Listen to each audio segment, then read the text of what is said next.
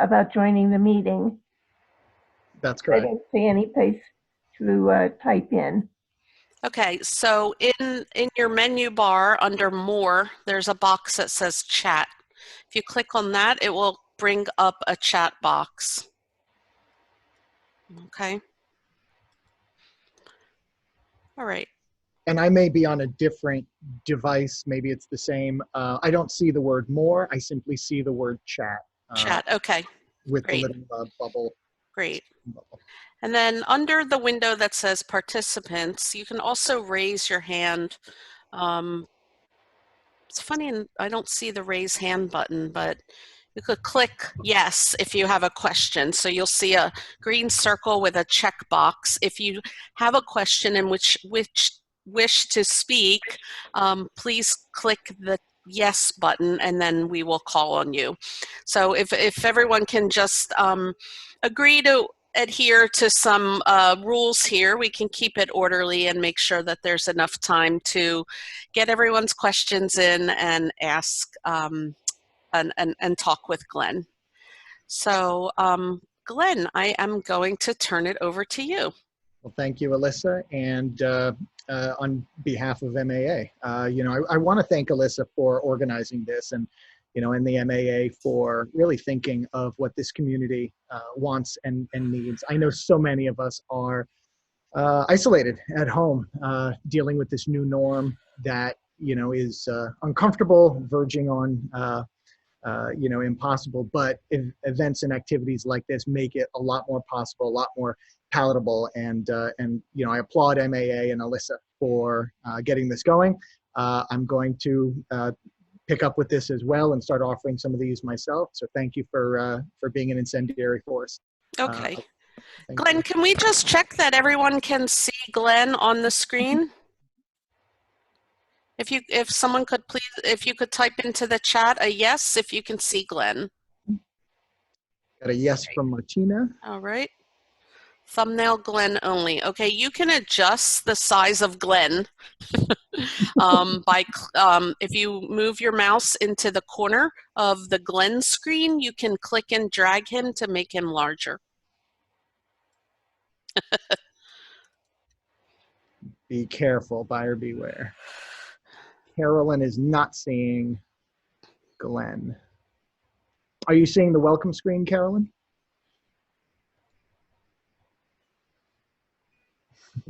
Okay. Okay, but not me. Can it be minimized so small now? Portraits in tile mode only. Okay, I'm going to pause the share one moment. If everyone can.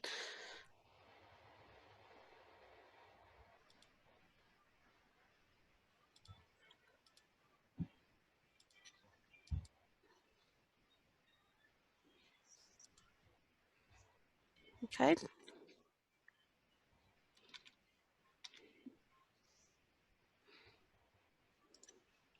If you find Glenn's, let's see if I just cancel the spotlight.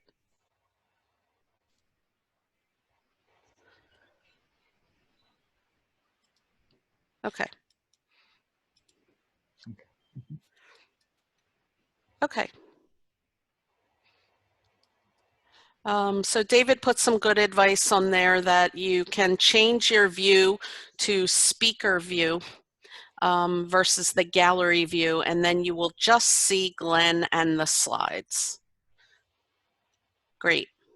All right, Glenn, let's get rolling. All right, why don't we get started? Well, just to go over kind of the general rules, and I think Alyssa did a wonderful job, but I'll be critiquing, reviewing, and maybe even asking some questions of each person's work that's submitted. I believe we have 15, give or take, Yes. for that, and I believe one or two folks couldn't be here, but I'll still review theirs and they can watch in the recording. We'll give approximately 5 minutes per. That'll really fill up our 90 minutes pretty quickly. It's not going to be a hard number, so just give or take. And I think if we're okay with it, Alyssa, I'm comfortable with the person who I'm critiquing coming off of mute and being able to comment and ask questions. But I'll get started. And Alyssa, I know you're monitoring the chat. I'm going to have my chat closed if that's okay. Sure. And just if you can just let me know if there's something in the chat, a question in there that I should talk about. Okay, and then I would just ask if there's someone in the audience who is a good Zoomer, can help through the chat guide some of the folks who are new to Zoom and having trouble seeing the screens that they want to be seeing, so that I can monitor the Zoom and somebody could help. Oh, goodness, Dana is here. Good to see you, Dana. That's wonderful. Okay, so I'm being told it's not a split screen. All right. Split screen now, Lisa?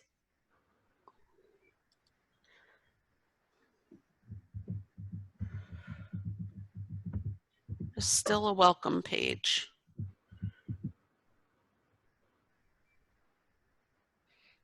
Okay.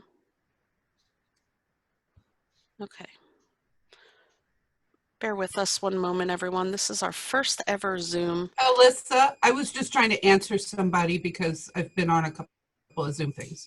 So I was telling them it's the welcome screen and you guys are up above. Yeah. That's the way it is right now. Yeah. So now I'm moving to the next image. All right. First image. Ready to roll? Yes. All right. All right. Well, you know, a nice piece. You know, I can tell this is pastel. We got the paper, you know, kind of taped down on there. And I'm going to guess this is a pretty small one. And my suspicion is I think I know whose this painting is, a real departure from your normal subject matter. You know, let's talk about it. You know, the obvious, you know, kind of compositional, you know, kind of device that's at play here. We have that central figure, is it? We you know, are definitely getting kind of locked in on the middle right there. And then we've got that white form, you know, below it, that brush. Let me see if I can get my drawing tools here working. So, you know, we've got a very symmetrical composition. Let me switch that to a different color so we can see that better. We've got a nice symmetrical composition where we're able to, you know, kind of anchor the form. So this, you know, this piece has got a lot of stability and strength to it. We even have another horizontal kind of dividing, you know, the upper half from the lower half, the scrub grass at the bottom, and then, you know, the main form of that cactus at the top.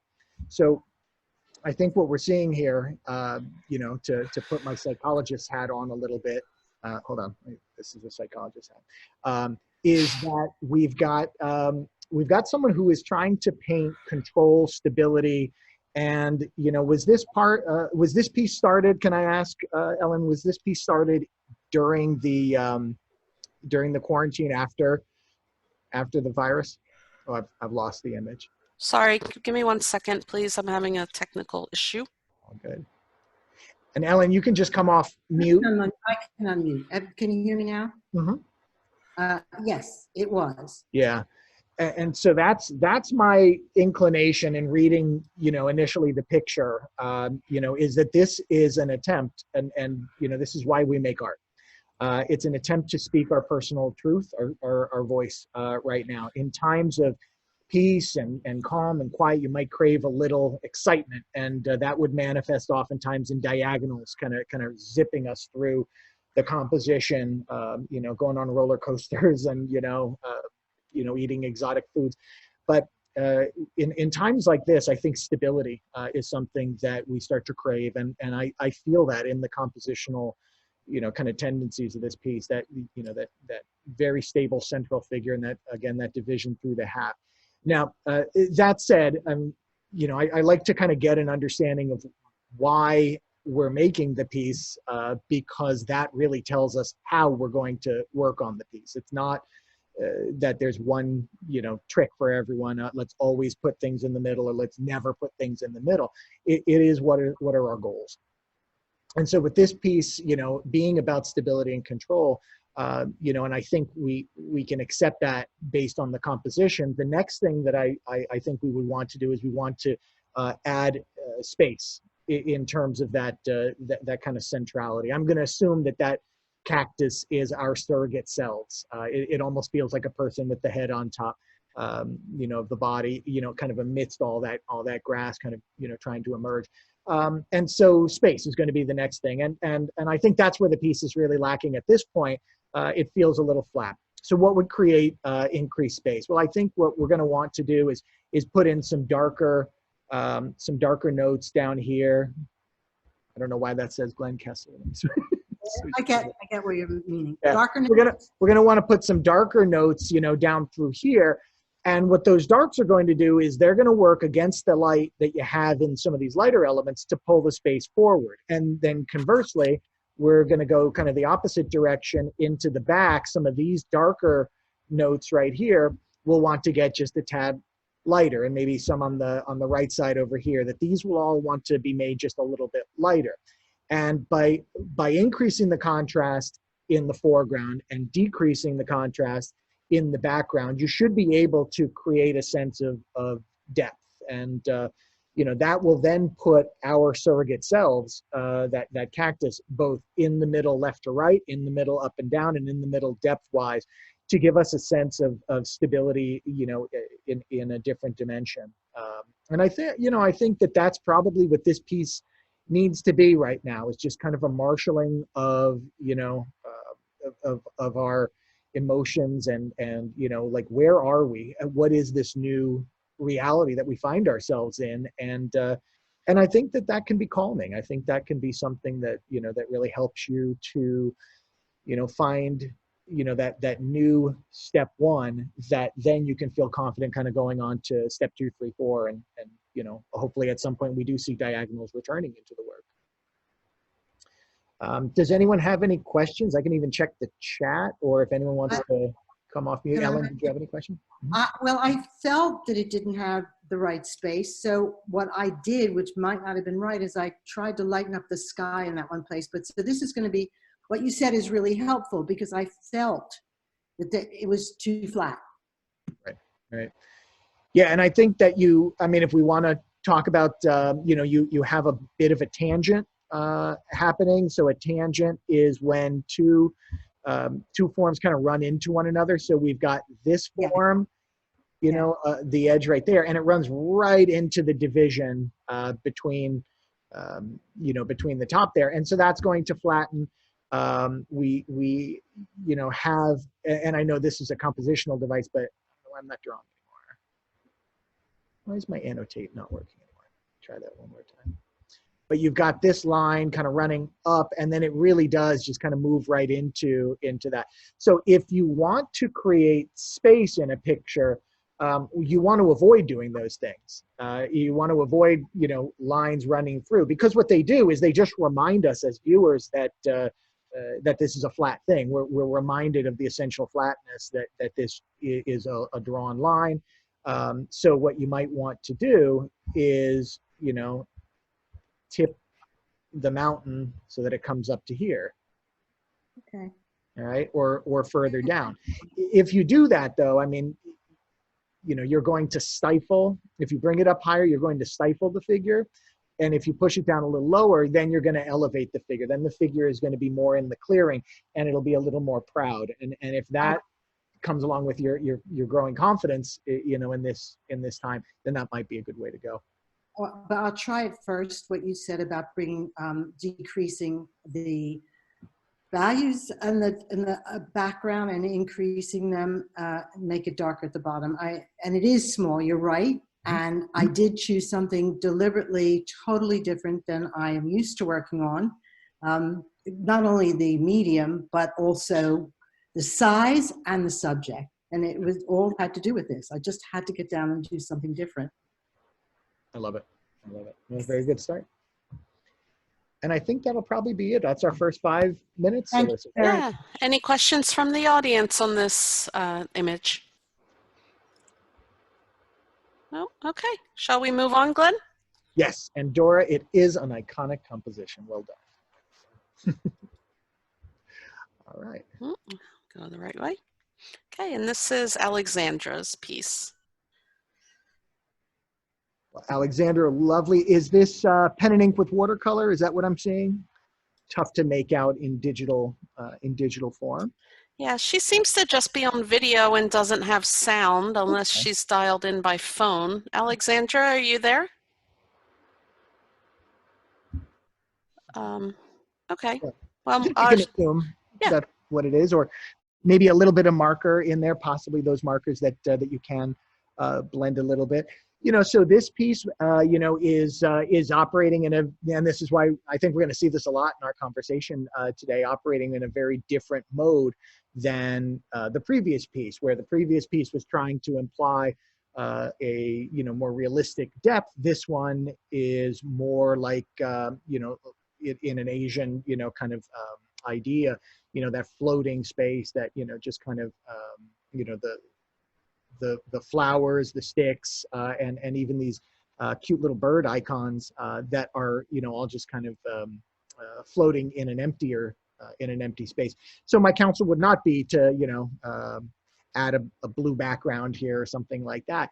I think that the piece is more whimsical. I think it's meant to operate in a couple of different layers. I think initially we're meant to see the yellow of the blooms. Second, we're then led to carry through the stems and such. And then I kind of love the idea that the birds are not filled in with any color at all.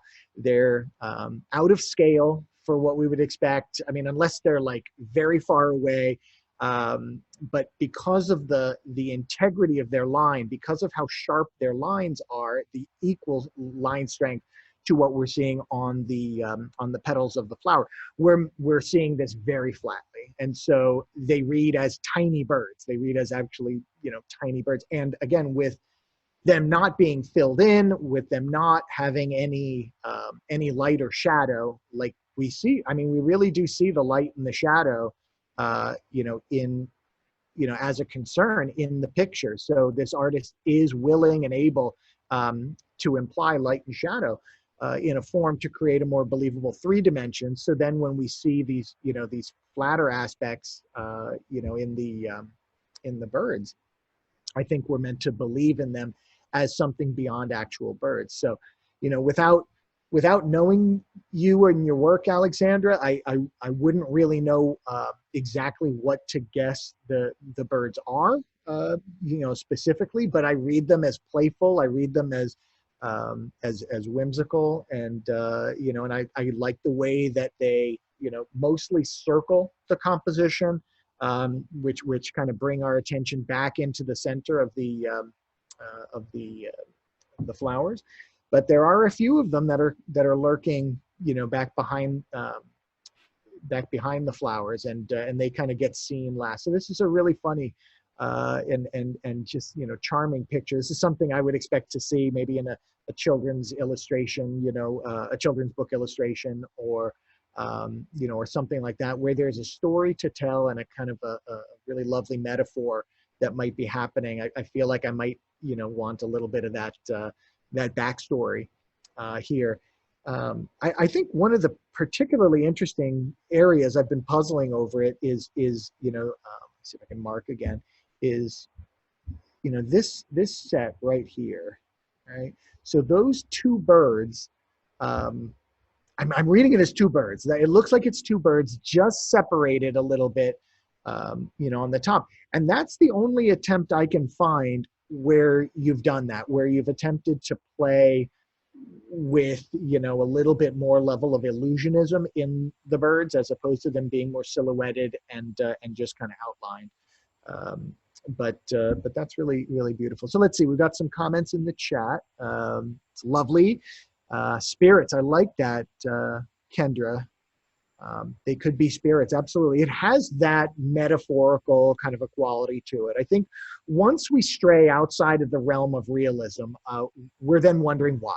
We as viewers are wondering, well, what's the artist up to here? What are they trying to say beyond just, look at this beautiful scene that I can be inspired by. And of course, realism can always tell metaphorical stories, but I think that's front and fore when you have an image that is deliberately a little less realistic. I think those are straw flowers which bloom in late summer. Interesting. I am not aware of that bloom. Can we confirm, Alexandra? Let's see. I can see my image, but have no audio. Oh, Alexandra. And if you can, Alexandra, find maybe in the bottom left hand of your screen, the mic, which might have a little line through it. We can get you on with the words. But continue to type. I can see that here, of course. Let's see, we got from Judith, my only thing is that I would like to see some of the birds facing a different direction. I love the whimsical feeling of the piece. Agreed. You know, now in terms of going different directions, that's really interesting too. So, you know, so one of the things that we always want to ask ourselves, you know, when we're observing a piece is, you know, and this is tough for any critic, for any teacher, for any critic, is to try to get into the head of the artist and to, you know, figure out what is the purpose of the piece. Because, you know, not always are the same, you know, kind of tried and true statements going to hold for each piece. You know, just like I started saying, you know, Ellen's piece, which, you know, was all about let's create that depth. I'm not going to make that same recommendation here, that we treat them in different ways.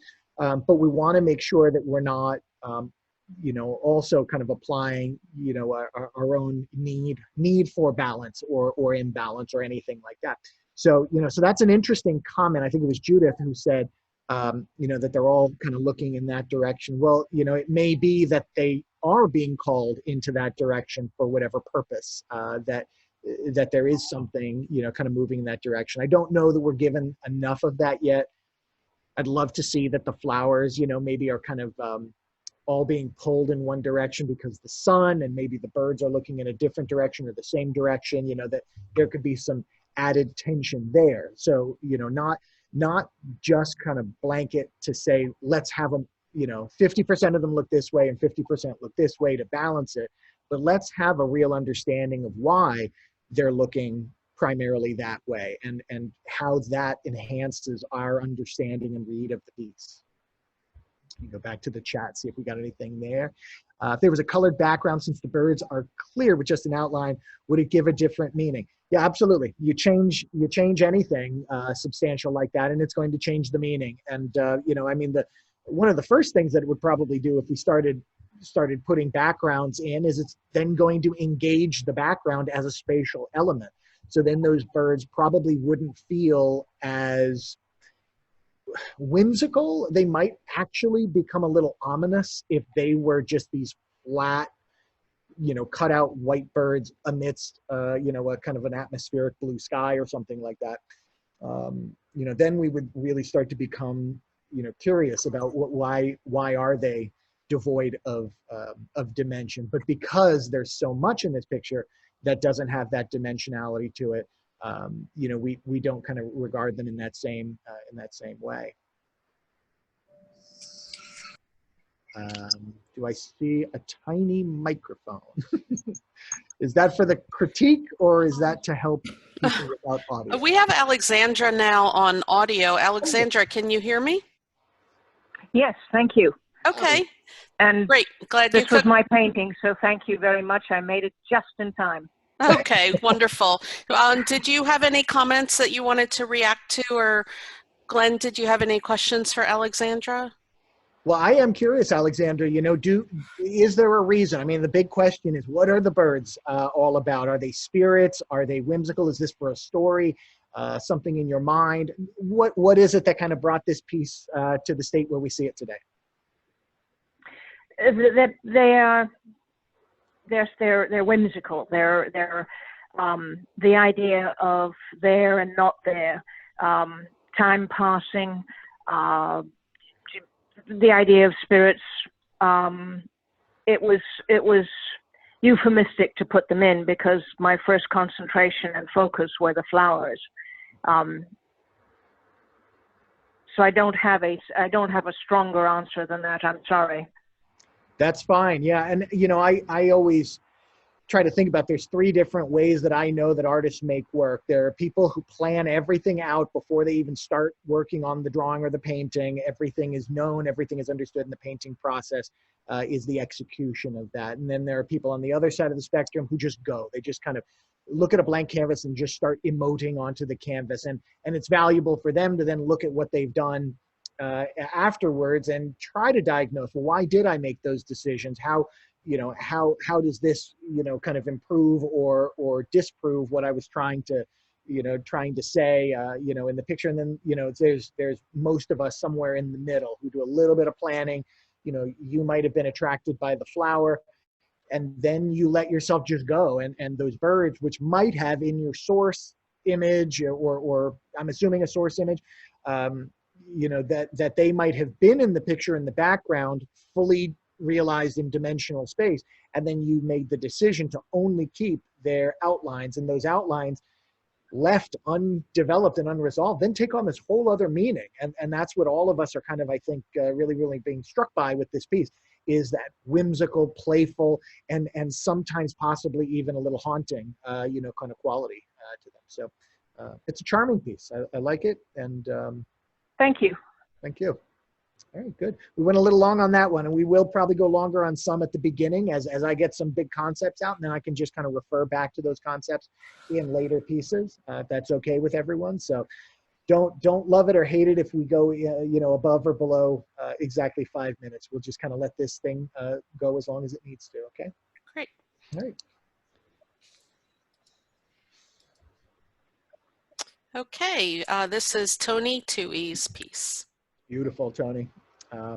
Really lovely and so challenging. We all know, anyone who's tried to render a figure, that figures are, I think, almost unarguably the toughest subject that anyone's going to work with, because we have an incredibly high level of discernment about whether things are accurate or inaccurate. We look at people, we are people, we know when the proportions are accurate or not, in a way that we would never know with a tree or a rock or, really a lot of objects, So the drawing, I just want to talk about that right off the bat. The drawing is phenomenal on this one. I have every faith, and I don't, know if this is necessarily exactly photorealistic in terms of the proportions and everything like that, but I don't see anything that jumps out at me right away that says these eyes, nose, mouth, cheek, neck, any of those things are so wrong that they're beyond the possibility of human anatomy. So we're good there.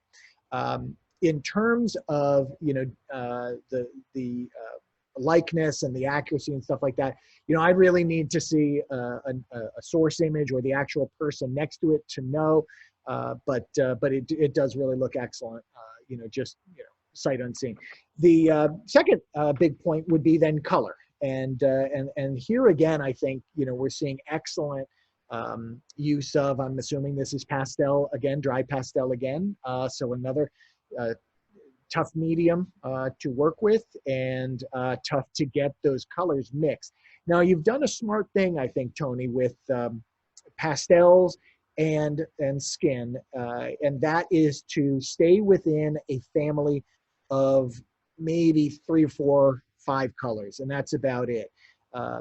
Pastel can be very difficult, because unless you have hundreds and hundreds of pastel choices, the mixing just is that much more difficult to do with multiple. It's not like oil paint where you can mix everything on the palette, get it perfect, and then bring it to the substrate fully formed in its color. But we have to start with our best guess and put it onto the paper, and then tweak it with light additions, blending, removing, and kind of nurse it out. So a smart way to make sure that the form doesn't fracture is to stick with a few, colors. It looks like you've got, you've got that light yellow, you've got a pink, you've got some dark reds, and then of course the black. And and I think those are working pretty well. But let's go a little further. Because as wonderful as the piece is, and I really do love it, I think there are some areas for improvement. And namely, it's going to be about space and 3 dimensions within the form. So we can call that volume, we can call that mass, but it's getting the, let me get my annotator up here again. It's getting the shape here to be in front of the shape here.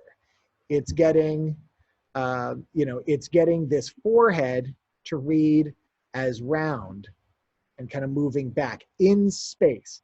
So the way that we would achieve that, and the chin as well, I think the chin is another one of those areas where it's feeling just a little flat. So the way that we would turn that space and move it backwards is to lower the saturation and possibly even lower the value. It looks like, because of the angle, because of the shape and the placement of our highlights, it looks like the light is hitting this figure pretty straight on, which means that as we move further away, we're going to lose value and we're going to lose saturation, the two things that the light would illuminate. So this piece back here, for specific example, we don't want to think about that that's just a flat, a flat form. We want to understand that that's moving into space. Let me see if I can move my hand the right way. It's moving into space, like a hockey puck, right? The teeth are like a hockey puck, we're seeing the front half of it. And whereas we might see this front plane, straight on, the side plane, actually, let me delete all that. We might be seeing that side plane moving back at an angle like that. And so as things move back at that angle, and of course you're moving back, at this angle over here, as we move back, we want to be able to kind of control the value and the saturation to be able to push it around. So I'm saying those two words a lot, value and saturation. Everybody knows value. Value is how light or dark something is. So add black to that? No. Saturation is the other element. And saturation is really what we find kind of separates the goods from the greats in terms of creating believable volumes and believable spaces. And saturation is a measure of the intensity of the color. So how yellow the yellow is, how red the red is. And they pass through, they got that highest fire engine red, lemon yellow, and then they knock down. So you get more of like a yellow ochre and a brick red, and they fall down further to there where you get a brown and a straw, kind of a color. And that saturation is achieved in color by mixing in the complement.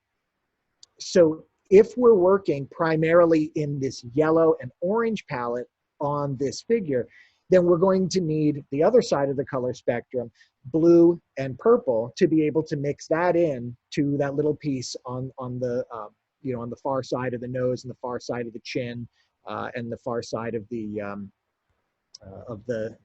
forehead. So I'd want to see maybe all of this area from here and then maybe down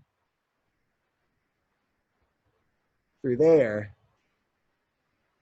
Maybe all of that gets a bit of blue and purple. Now, a little, right? Because these pastels are going to so easily, overwhelm that. We don't want it to look like there's a blue-purple light on the side over there. So it's just enough of those saturation lowering colors to take it from the same level of saturation brightness that they have on the light side and make it feel like it's pushing to the left side. And while we're at it, we would also probably want to think about, getting that far side of the neck, the little piece of the neck that's here, and then that little bit of the upper chest.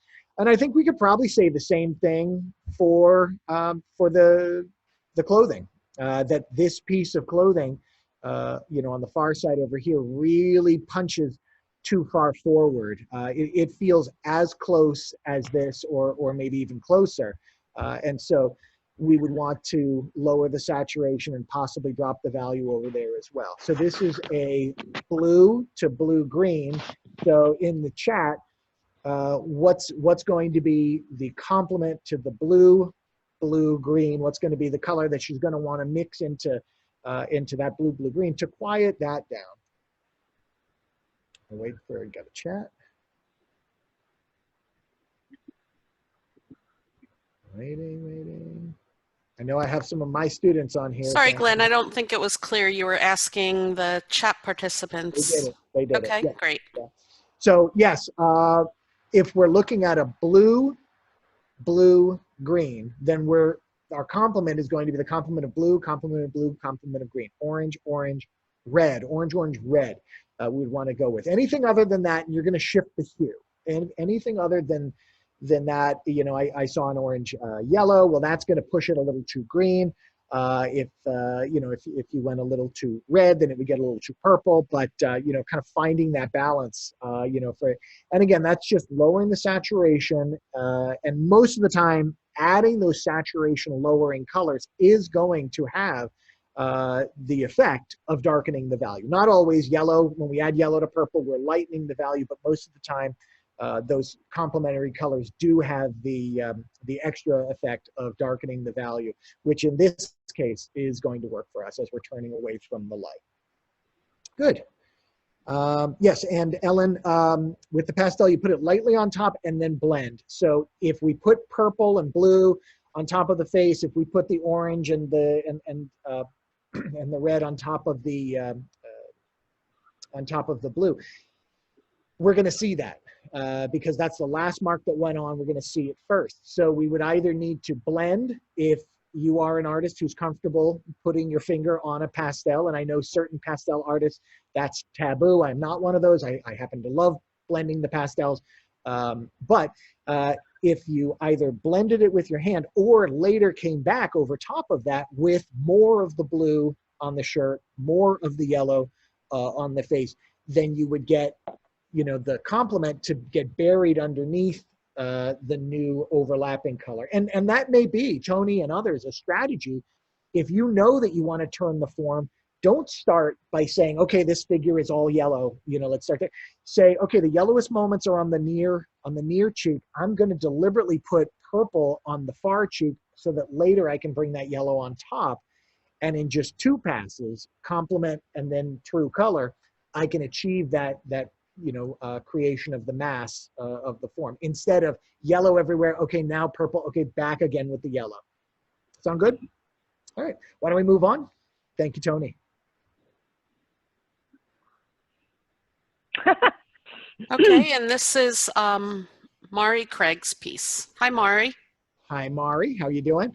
So again, very different. I love that we're getting such a range of styles and methods and mediums. I'm going to assume this is acrylic with it flowing like that. It looks like oils would have blended a little too much. So these are probably fluid acrylics, and this is a pour painting. So P-O-U-R. I don't know how much you charge, but it's got a wonderful kind of rhythm to it. And you know, for those who don't know, this piece is going to probably be highly manipulated as it's worked. You don't just kind of throw it on there and you know, willy-nilly, let's see what happens. So there's a lot of artful control that you know, the artist might be executing. I'd be curious, is it Mari, are you using a stylus into there to actually pull, or are you just relying on the forces of gravity and the thickness and thinness of the paint to produce these results? I'm really actually curious how you're achieving some of these nice points that we're getting up through here. And I'd love if you can come off mic and just share, or if you can't come off mic in the chat. So do we have Mari with us? Yes. Hey, Mari. Hi. How you doing? So I realized that I used the blow dryer too much, and it ruined the lines below here. No, here. In the lower part of the painting. Mm-hmm. And so, in answer to your question, I created this by manipulating the canvas, just so. And that produced the effect. So at no point did you actually put a stylus, a stick, a brush, something like that in and train the paint to move in certain directions? You just relied on the turning and the gravity? Yes. Yeah? Right. Oh, wonderful. Yeah, I'm really impressed. I've seen a lot of poor, work, and I'm really impressed with the way that you're able to create this shape. And I think everyone would agree that that shape is probably the one that calls our attention the most. It feels like a road or a portal or a cloud, kind of a highway, something that we're able to traverse to kind of move us in an illusionistic kind of space back. So you've achieved a level of perspective without ever touching the canvas, which is really charming. I'm very happy with it. Yeah, nice. Have you done a lot of this work, a lot of the pouring work? I have. Mm-hmm. And I'm curious about the colors as well. So you've got quite a range of colors. Obviously reds, yellows, and blues. And then how many pigments are you starting with? Are you starting with a full palette? Or are you trying to limit yourself to just 3 in black and white? I'm putting the paint on by directly using the individual paints in the center. Mm-hmm.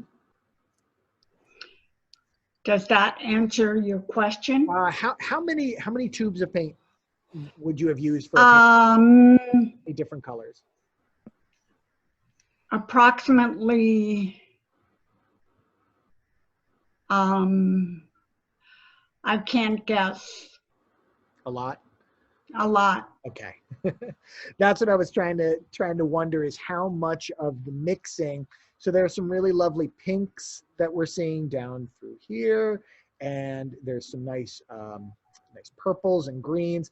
I mean, I think a lot of the non-pour painters are looking here and saying, but there's some really wonderful, lovely colors that we're seeing. Or down in this corner, I just think that's that feels geological, or I feel like we're looking at some very interesting cut mineral that's producing these excellent kind of juxtapositions of these electric teals next to reds, and it's really kind of an enjoyable piece to look at.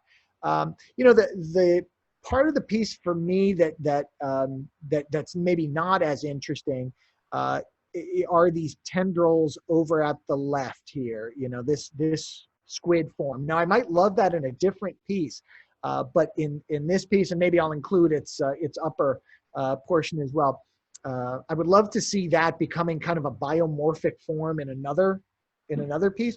But this one feels so much about these zips and these movements, kind of across the picture, that those little fingery tendrils that we're seeing over there, I don't know what they're adding to that story. I don't know if they're quite necessary in this piece. I'd like to see them, maybe, more like the dots that we have in this area. In this area, this is a really nice area with these dots, and to see that maybe, existing further off to the side, would be good, but I'm just not quite sure of their reason for being. So I don't know how reproducible these effects are for you. Can you, from one piece to the next, say, okay, I'm going to take that information of what worked in this piece, that composition kind of moving like this and kind of back to there, and can I produce that again, but then alter what happens on the left? I'm assuming you can't pour on top of this one again without creating a really sharp fissure between the two, but it would be nice to see if you can take that one back to the lab again and try it again, maybe with that left side working a little differently. Yeah. Anyway, very nice work. Thanks for sharing with us. Appreciate it. Of course. We know this, Ms. Zadravik. Beautiful work, as always. This is colored pencil. Thank you. And wow, your work is always so full of meaning and so full of, of symbolism. So I think, what we see when you put all of these elements in your work together, it really kind of makes us stop and pause and look. And I want to say maybe one more thing which makes us stop and pause and look, and that is your care and your craftsmanship that goes into the work. How large is this piece, Liz? It is 19 by 25. So that's pretty big for working on colored pencil, producing each each field of color, one line at a time, one mark at a time. Do you use any brushwork? I'm thinking that some of those greens might have been wet. Yeah. No. I may have added in the darker area, just because I had to do layer on top of layer, a little bit of alcohol to sort of make an underwash, and probably just in the upper left. I was trying to do this completely 100% color pencil so that it could be possibly CPSA entered or something like that. Right. So it's taking me a long time, because also, besides being a little lost with it, it takes a long time to do it that way, that big, 100% with nothing. Right. Yeah, amazing. So the questions I have on this one is, and I'm assuming it's not done, right? I mean, that's why that's where I'm a little lost. Absolutely. So, my first inclination, as I see the raging fire in the background, and then the very peaceful, serene expressions on our three main figures' face, is, why are they not showing any level of concern or distress for what's happening behind them, especially given the fact that one of our three foreground figures is a deer, and we do see the two deer, at least two deer, I think it is, in the background. There, I see two more. It's just like real deer. You find them the more you look. That there's two on the right and two on the left.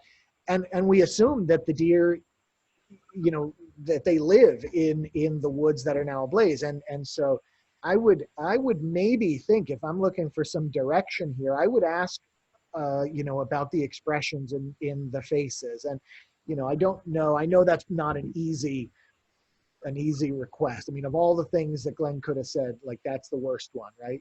Can we give them a little more, concern in their expressions? It's work, but I think it's work that really, would enhance the piece. Otherwise, I mean, I'm really feeling this apathetic, cynical distance between our girl, our deer, our peacock, kind of being unconcerned with what's happening right behind them. I don't know. Can I say that that's kind of the effect that I wanted? Yeah, tell me about that. What are we going for there? It was a dream that I had my daughter as a princess riding a deer with a peacock, something totally bizarre. And I've painted this before in oil. I didn't like it. I'm doing it over in color pencil, which I just like the finish of it better than the oil. Anyway, yeah, I was in a car accident with a deer when I was pregnant. She is the deer rider. The nurse said she had the safest seat in the house. So although there might be movement, I don't think that they're concerned. They have the safest seat in the house. They're making it out. The other deer in the back maybe aren't. Interesting. So yeah, pouty and knows what she's doing, and she's the princess of it all, but she's okay. So maybe I need more movement, but you tell me, because I am a little lost. And if that disturbs people, maybe it's something I need to work on. Yeah, well, I'm just trying to wrap my head around, is that going to come through? I mean, with your story, it makes more sense. But, do you stand by your picture reciting that story? Do you create a wall plaque? No. Do you write it on the piece? So, like, how do we get that to come through in visual terms so that, so that others understand that she's at peace and she's safe? And I mean, maybe the part that is connecting our three foreground figures to the background are the four deer that are in the background, that they feel like they're walking towards. I mean, I know they're not fully realized yet, but maybe if we brought them a little bit closer and she becomes the Pied Piper, who can kind of lead them out. She's the rescuer of them. And it's not just her single deer that's being saved and, forget the rest of them, that she is kind of using this deer that she has some control over to help guide the rest of them out. into safety and out of harm's way. It's just, if we leave it like this, I mean, my read, and I was able to see this picture yesterday when I was going over the slides, before today, and I wanted to ask you what was going on here, because I really did see that, kind of schism between, the expression on our foreground figures, and then, the real kind of devastation that's happening back there. And it's lovely, by the way, the way you've rendered the trees transformed into orange because of the glow of the flames. It's just gorgeous. It's magical. Knowing that you needed to darken the space below and the space directly above, even to have this smoke-filled sky in the back, all really wonderful moves to cause the flames to glow that much brighter. But all of that dread and all of that fear that we're creating back there, for me, is still at odds with the feeling I'm getting from our foreground character. Maybe as you're talking about it, maybe the movement could be in the lower right-hand side with the deer's leg, so that that they're running, and then also maybe make a movement of the background deer sort of circling kind of a S shape coming down towards them. Like maybe they can be jumping and running rather than just looking up and looking.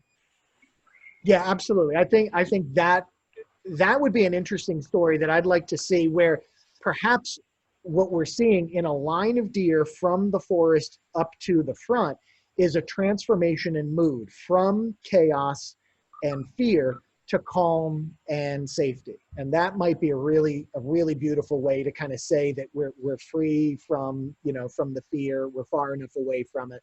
And I think you have enough real estate to do it, on either the left or the right. The right's a little more complicated because the antlers are there, but on the left, to add one or two more deer that kind of bring a train, down towards us. You know what I'm saying? Like, to kind of bring something down through here, that gives us a kind of a story there. Yeah. Glenn, can I move us along? We're running a little bit behind time. Okay, feel free. Thanks, Liz. Thank you. Thanks, Liz. Thank you.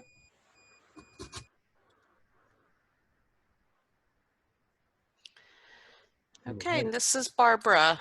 Hi, Barbara. Hi, Barbara. Barbara Mandel or Barbara Yes. Kala? So we said a lot of Barbara. Mandel. Yeah, Barbara looks more Mandel. like Barbara Mandel. Hi, Barbara. Hi, Glenn. Beautiful, beautiful. Great sense of space. I mean, my God, we are jumping from, this area back to the background. That's just a really impressive, kind of corridor of space. And, why is that happening? Why is it that we can see such a clear sense of three-dimensional space, as we're moving from the rocks on both sides through to the water and the trees in the back? It is contrast and it is edge. That the sharpness of the edges in the very craggy rocks versus the softness in the trees. I mean, we caught a break there, but we're even getting a kind of a nice progression of space from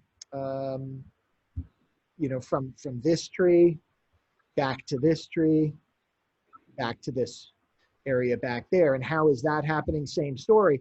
She's really controlling the edges, in the foreground. We're getting those little pinholes as we can see through assuming it's a cherry blossom. I guess this one's pretty fresh, right? Or from a photo maybe, that we're able to kind of see those pinholes that, that really speak to a kind of a sharp division, real clarity that we can see through there. And then as we get further back, we start to lose those pinholes until finally we're all the way in the back and it's just really amorphous and soft masses. I think you have an opportunity, Barbara, if you're willing to add even more space, and that would be in this bottom quarter of the picture by increasing the darkness of the darks and possibly even the lightness of the lights. What it would mean is that areas like this would have to get a little lighter. They couldn't stay as dark as they are. Or I don't know in the slide if that's a value 10 or a 9, but if you have another level of darkness that you can go to start putting some of those, you know, down into here in the bottom, so that we can pull this space right underneath our lap, feel like we can just take a step and we're, you know, we're stepping on those rocks, because we do have another, oh gosh, 10, 20 feet before we get to the left side or the right side. And so to imply that level of space, we'd want to control that. So yeah, I think these two darks are probably the ones, you know, on the chopping block first. To lighten them up a little bit, that will give them a bit more distance, and then to add extra, or even that same level of darkness down below at the bottom of those rocks would be great. You know, there are a couple of areas where I feel like the paint quality is just a little too thin and scrubby and scrapey. And you know, when you're a painter like this, where you're showing that impressionistic almost mark making, that painterly realistic mark making, then you have to have beautiful paint surface all over the entire canvas. And so, you know, for me, that is this area back here. Just feels a little too scraped. Now, if we're trying to create the illusion of softness, we can do that with thin scrubbed paint, barely enough getting on there, but that produces this surface that isn't as enjoyable. The other way to do it, that'll check that box of softness and still have good paint, is if we mix on our palette really abundant quantities of those colors and then mix, you know, progressions between them. So you might have 3 or 4 colors between the pink and the gray right here. And by putting all these little brush strokes, I mean, you know, my little stylus isn't going to make them small enough up here, but by putting those little brush strokes next to one another, it'll give the illusion of softness, but it'll still be that really gorgeous looking viscosity of the paint. Okay, that comes from my watercolor background, I think, where, you know, I tend to, you know, stay, you know, pretty transparent and you know, not, and thin. Yeah, and it's a danger because the two mediums have different aesthetics. The two mediums want different things. And I mean, not to say that every oil painter has to paint thick. I mean, I have plenty of artists who I really enjoy, oil painters who paint very thinly, and then plenty of watercolors who lay it on thick, almost like like a gouache, even if it's watercolor. But, you know, I think once you have the better parts of your painting working in one language, then you want to stick with that language. And those rocks and the foreground trees are so luscious in their paint quality that I think we're kind of hungering for it, and we're let down when the background isn't painted the same way. Mm-hmm. I might also include some of the water down through here. We could just get a few extra brush strokes. You could, you know, play a little sergeant with us, where you've got what you have here underneath, and then you just get, oh, I don't know, just a few extra little brush strokes that, you know, a light one, a dark one, that are really luscious and really thick, and it makes us think that the whole thing is painted thicker than it is. So. Okay, thank you. All right, wonderful. Well, thank you. Great work. Thanks, Glenn. We're going to move on now to Matthew Baker's piece. Oh, nice. Yeah, Matt, this is beautiful. Again, like going back to the discussion we had with Tony's piece, you know, very challenging taking on a figure. You've got all of those burdens of anatomy that we're challenged with. The anatomy looks really good here. One area that I think needs a minor adjustment is going to be her right eye, left as we're looking at it. There's my drawing tool. So we can circle it, that this eye wants to go just a little higher up and to the left, just a tiny little bit up and to the left, and possibly larger. Now, I know we're losing some of the definition of that eye into the darkness of that side of the figure, but that eye, the whites of those eyes do give boundaries to it, and they're locking it in at a smaller width, it appears, than the other one, than her left eye, right to our view. That eye seems to be larger, and we wouldn't expect that. Thinking of the head like an egg, you know, that we're looking at this front plane here is closer to us, and then this one is starting to move back, right? And, you know, and, oh, where'd my drawing tool go? And moving back and moving back, right? So it's kind of moving in space like this, right? So we want to make sure, I look so garish, but we want to make sure though that front eye is the larger, and then as it moves further away, it shrinks down. You know, so just keep that in mind. You want to just make sure that her right eye is a little larger than her left eye, and it's mostly because of all that darkness going to be the whites of the eyes that keep us there. Now the anatomy looks good in areas like the deltoids and let's see, in the deltoid here we've got a nice convexity. You know, we've got some good convexities, you know, in the biceps areas where we would expect to see it. But the big secret to making a figure feel, you know, like they have mass and muscle and that they're present there, and not like what can happen if we, you know, maybe haven't studied anatomy or worked with that as much. Just the simple, you know, anatomy 101 is the body doesn't make concavities, it only makes convexities. And when we think we're seeing a concavity, what we're usually seeing are multiple convexities that are kind of layered in there. So, you know, for example, the back of the neck right now is painted, you know, like a concavity. You know, it's just one sweeping inward line. But what is actually happening there is you have one convexity that is the kind of the major form of the neck, the sternocleidomastoid muscle that's transitioning from behind the ear or behind the jaw down to the sternum. And then you have the trapezius muscles, which are laid in this kind of braided looping pattern. So really zooming in on the photograph, you'll even see it. You're going to get these little implied convexities instead of this one concavity that we would see you know, more quickly. And that'll help you too. On the other side of the neck, same deal. So we've got the angle kind of just sweeping off to the side over there, but just try to redirect that, you know, here and then here. And I'm overstating it, of course. Don't make her look like Arnold Schwarzenegger, but you know, but we get those kinds of cuts, and those cuts will really give us a much better sense of the integrity of that anatomy.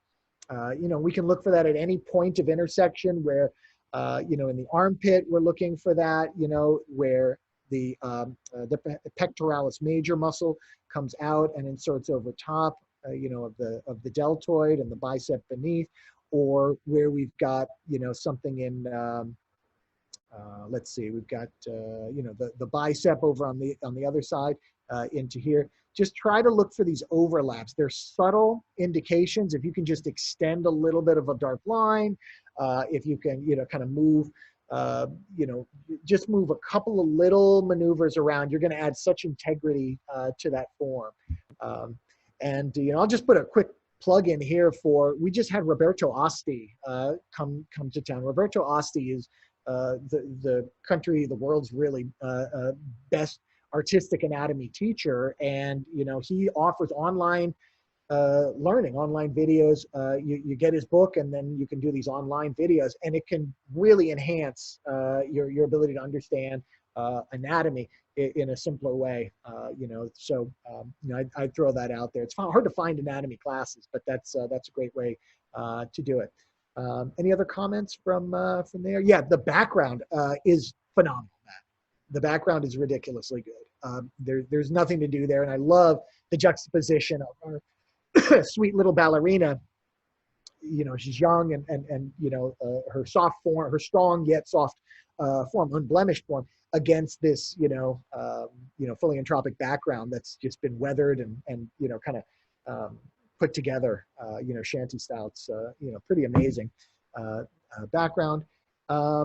You know, the one thing I don't feel like I can comment on, and Matt, you did send me another image of this. I don't feel like I can ably talk about the dark values because they're getting a little bit, they've dried, and they're at a different sheen than photographs well. So they kind of look a little lighter and maybe even a little grayer, greener than I suspect they actually are. You know, you'll know better, you know, seeing the piece in person. if you, put a varnish when the whole painting is done, or while you're working on it, oiling out a little bit to see what those true values are. You'll know better than we will if you've achieved those values. But it's just really hard to tell, unfortunately, online what those values are. I'm tempted to say go darker, but then if that's just a function of it being photographed with a little bit of a matte sheen, I wouldn't. You don't want to do that work. Yeah, Roberto Osti, O-S-T-I, which is amazing, by the way, that the guy's, naturally given name is Osti, O-S-T-I, because that's, the abbreviation for bone, osteosis, osteology, the study of bones, and that he's the anatomy guy. It's really, really wonderful. So, yeah, but Roberto Osti, he's great for teaching anatomy. Yeah. All right, good. Any questions, Matt, or anyone else for this piece? For the sake of time, I'll move us along. We're going to look at Dana Durker's piece next. One day I'll learn which way the mouse goes. Okay, here's Dana's wow. piece. I was wondering whose this was. Yeah, this is a beautiful piece, Dana. I read it, and I don't know if I'm projecting, onto it, but I read this as ice kind of half submerged underwater, cracks and stuff like that. And I think that the illusion of depth, while you've given us almost no clear and recognizable, knowable anchor of subject matter, is pretty remarkable. Just by using the angles, the shapes, and painter's tools, contrast, a value, and edge control, you've implied a pretty tremendous level of three-dimensional space. So I really do feel like we're moving into that field. The only part for me that doesn't come as far forward as I want is the bottommost section. I just feel like this section, I feel like I could maybe even see a little bit more growing larger. And I don't know if you just happened upon, I should ask first, is this from imagination, or is this from a source that you were able to look at and extrapolate from? So Dana, if you can come off mic or type into the chat. Can you hear me? I can. Okay, it's a photograph that I took. I was hiking along Lake Michigan in the sort of early spring, and it's from a photograph that I took of the ice melting in pieces, partially submerged, and it was definitely a challenge to kind of get the I wanted to in a way remain true to the photograph, but I also felt like maybe I should alter things a little bit, because I did struggle a lot with that, with the depth of the foreground in relationship to the rest of the piece, maybe also because there isn't really a clear horizon line. And this is also a small painting. It's like 8 by 10, and I was thinking it might be interesting because I'm actually more of I draw and much more than I paint, so this is relatively new to me. So I was thinking of maybe trying on a larger canvas to see how that would feel to play with the space. Yeah, that's amazing to me to hear that this is 8 by 10 inches. I never would have guessed that. It feels much, much larger. I mean, it already feels like it's 3 feet, 4 feet wide. So I think, yeah, if you're up for it, if you have experience or you'd like to get experience, kind of working on, a larger scale, then yeah, I think this one is tailor-made. Can you recommend a size for me? I have very small space to work in, but I can get creative in making room. Yeah. So yeah, I think, I don't know. I would expect to see this one, 3 feet, in size. You'd need a good easel. So what do you have there? What kind of situation do you have there? I have a table in my basement, and I have like a easel that I could put on it. And it's within a very small room with a low ceiling. So it's kind of And the kids are home right now, so to take it up to the kitchen and try to paint up there might be hard. But Yeah. I could certainly get bigger. I mean, when there's a will, there's a way. I don't know that I can manage 3 feet Okay. Well, space-wise, but I could definitely go bigger. yeah, and I you know, go as big as you can. You know, go as big as your space will allow you to. I know when I buy a car, I always measure how large can I fit a canvas in the back. That's why I have a CRV. Bigger than the Ford. Yeah, I mean, you do what you can, but it's screaming out for it, I feel, because it's got this wonderful sense of scale. And I just love all the painterly challenges you set for yourself. No horizon line, unrecognizable subject matter, not much in terms of color, but it's a really compelling image, and it really works. It works on its own without any of those extra elements. The only thing, like I'm saying, I would probably bring into it would just be, this is going back to, are you working from a photograph? Your photograph may have presented these smaller pieces down here, but I think that what would help to bring that last little piece close to us is if these continue to, you know, to flare out a little larger, you know, if this piece gets that big, if this one kind of, where's my stylus went away? If this one goes off the side, you know, and this one is really big, and this arc, you know, just kind of grows a little bit, so that you know starts us off massively large. Now maybe it did that, and we got a little gun shy as we got to the bottom, thinking, oh my gosh, how can one little piece of ice, which I know is only this big, you know, be so big as to take up the entire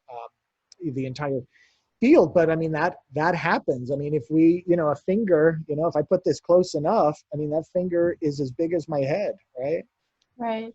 So when things get close, they defy our expectations. So yeah, so I'd play with that, even if the photograph didn't tell you that. Even if the photograph did give you these smaller pieces, I would probably still make them a little bit larger. Okay, thank you. Great piece, really exciting work, Dana. Thanks. All right. Yeah, and you know, Alyssa just made a comment in the chat, but for those who are not dialed into the chat, you know, we are, as expected, going on a little longer. That's me. So I'll try to be fair to the remaining bunch, but if we go beyond 3:30, hopefully you can stick with us. If you can't, you know, understand it. All right.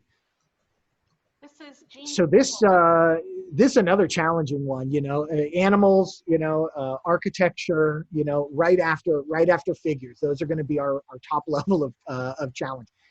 So the drawing actually looks really excellent, and I think the cat looks good here. The anatomy of the cat, and this has some of those things we were talking about with Matt just a second ago. Some of those kind of arcs. They were probably a little easier to see, but you know, but those really help to add a dimension to it. The one I'd like to see added a little bit more is right up here at the top, and that would be where the ear meets. I just, you know, we probably want to see more of a T there, right? See how those come together as a T instead of just, you know, kind of you know, being one uninterrupted line right through there. That flattens the ear up against the back of the head when we have that happen. It's called a tangent, and you know, some artists will use it in their work, like Diebenkorn loved them, Giorgio Morandi loved them, but those are artists who are deliberately trying to play with realism versus modernism, you know, kind of flatness versus dimension, and I don't think that's necessarily our goal in this picture. There are, you know, very few areas where we have that happening elsewhere. God, this is just a beautiful piece of paint back through here. I just gotta tell you how sensitive and you know, that the light, the value, the touch of the brushstroke is there. That just caught my attention. But as good as those areas are painted, I feel like the greens are not, you know, really as sophisticated, and that is, you know, a challenge for a lot of us. Green is the one color, you know, that artists struggle with most, and the reason is because our human eyes are able to see the most shades of green, and that sends us into a frenzy. It's right in the center of our visual spectrum, and we've got so many different names for these different greens. We want to really, you know, kind of commit to showcasing the differences when we get to green, as opposed to the similarities, which we might, you know, favor in other color palettes. So studying those leaves, studying the light of the leaves versus the dark of the leaves, and not just in terms of value. This is mostly green being thought of as lighter and darker, but we're not seeing as strong an understanding of the hue that we might be seeing, the warm and the cool. The quality of light in this piece is a little more neutral, and I get that. This is not going to be a warm or, you know, sunset or sunrise kind of a light, that magic hour light. We don't have that. We wouldn't need that to happen. But we want to look for warming and cooling on the light side versus the dark side of the green leaves. So let's see if you can find in your photograph a little extra coolness to the probably the light side. You know, if we're getting that ambient blue light. Now we're getting warm light. I can see we've established. So you're getting slightly warmer light on the light side and slightly cooler light into the shadow. So look for extra blue to happen in the shadows, and look for a little extra yellow, if not even all the way to kind of oranginess happening on the light side. Again, subtle, but still probably present. The same would be true for the white flowers that are up there. That we don't want to just think about them in terms of value. We want to use color to describe. We want to use warm and cool to describe what's happening up there. So try to warm up the light side and cool off the shadow side if you can. I mean, all of the great gains that you make when you put blue in here and then have it go back to this kind of slightly warmer neutral right here, you're losing those up in this area where we're just not doing the same thing. We want this level of blueness. This is white, right? This is actually Sherwin-Williams white paint that you bought and painted your house with, or wherever the photo was taken. And these are white flowers, right? So they don't want to be thought about as so wholly different that we say, oh, well, this couldn't be blue here because it's white. But that is the way you're thinking up here. So we want to change that thinking up in the top. And maybe the last thing would be out the window that we're looking at, you know, probably a much more light struck distant space, even if it isn't, you know, let's just go another shade or even two lighter in the value so that it falls back, so it doesn't distract us. Presently, the amount of texture, the richness of that color almost feels like there's some kind of like a paper on the window. I don't feel the illusion of depth as I'm jumping, you know, from this side back to this side. I feel like those are kind of right up against one another because of the value and the saturation. So we want a little bit of extra light in the back, and you might even get the optical illusion of relative contrast. I won't have time to really go into that whole lecture here, but what it is an extra lightening of something when it comes up against something that's darker, and so you get this little halo of lightness that you would see there, even lighter than the rest of what I'm you know, kind of recommending for back there. Sounds good. Is the neck of the jar too far to the left? Okay, we'll catch that. Neck of the jar too far to the left. Oh, very good eye, Nancy Blacker. Yes, we see the symmetry of this vessel. You know, that's the center of this vessel, and so yeah, unless it narrows on the other side, you know, all the way down to all the way down to there, which I presume it doesn't. It's too far over. So yeah, probably just want to move that maybe over to there. Good eye, Nancy. Well done. All right, good. I think we'll move on. Thanks, Gene. Very cool. So this, like our second picture that we looked at today with the white background, is not after a three-dimensional space in total, but just presenting kind of Exhibit A, the eagle. And yeah, I think the face, I mean, the eyes, the beak, and the claws are clearly areas that that this artist has fixated on and really cared about and investigated. And as a result, they draw our attention, you know, even more. I would probably want to see a little more development in some of the feathers. I mean, in particular, I'd say the areas of overlapping where we're getting, you know, a leaf. Let me draw that a little bit. Where we're getting leaf, where we're getting the wing, over top of the thigh, over top of the chest, that point of intersection, I think that could be just as interesting as what we're seeing in, in the beak, in the eye, and the claw. But it's harder to fall in love with those areas. It's harder to, figure out how to get excited and how to get interested and how to problem solve through those areas, because they may not be as recognizable. They may not feel like they have as much to give back to us when we give the effort of investigating them. But I really think they will. And like another area, kind of back here, I believe that this is the right wing behind the body, which is behind the left wing, because of its shape and because, well, what else would it be? But I'm not buying into it in terms of the way that it's rendered, right? So there's certain things that we'll believe just because they're there and we get it. But then to take the piece to the next level, to really, get that space to work, we would want to figure out its value relationship and its color relationship to the other browns that we're using. So what is the difference, between the near wing and the far wing, and how do we express that change? Is it a color change? Is it a value change? If you add more detail information, if you actually start getting in and picking out a handful of feathers where you might see a shadow or a highlight, is it the size of them? So larger intervals would come closer and smaller intervals would push back, or sharper divisions, sharper marks on the closest portion, right here, and then having less detailed information, smaller, softer, happening in the back. And it would go both ways. It would also go under, that you'd have less information if you moved under, or to something that's even further behind that, kind of back to the other one. And I kind of like what you had happen in the tail area and the shadow, and I wouldn't say maybe go too much further with this, because I definitely get what you're doing. You're kind of playing a little looser with it in certain spots. I think we can get away with that more in the shadow than we can get away with it in the feathers, in the tail feathers. I think those tail feathers do want a little more crispness and solidity.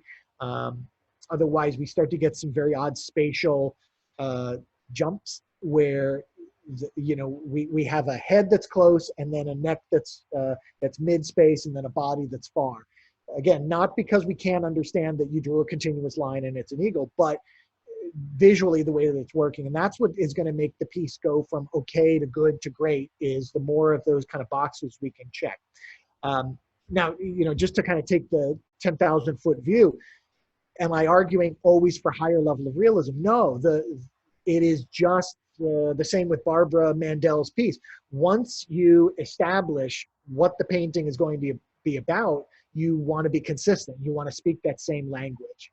Don't start it as, and say, oh, well, I'm going to be super tight realistic, in the head. I'm going to care about interesting colors and values and all kinds of stuff there. And then do something totally different by the time we're at the back, of the bird, and say, no, I don't care about what's happening over there. Get interested in what's over there. See if there's something you can do to find an interesting area. Maybe it's one feather that gets you excited. Maybe it's one odd color that you didn't expect to see there. That purple is lovely as a starting point, and just get excited about that, and let that take you, to another level, of development in the piece. And just, remember that painting is a contract, right? Making a painting, if you want viewers to look at it and respond to it, that painting is a contract. If you make a deal with your viewer that this is going to be a comedy, then you get to make jokes all the way through. If you say this is going to be a serious thing, a drama, then it's got to be that all the way through. But don't change it halfway. If we're in this beautiful drama all the way, and then right as we're reaching the resolution of the story, it becomes a comedy and everyone's laughing, like you'd say, what's going on here? I don't understand. So we just are looking for that kind of consistency as we're going across it.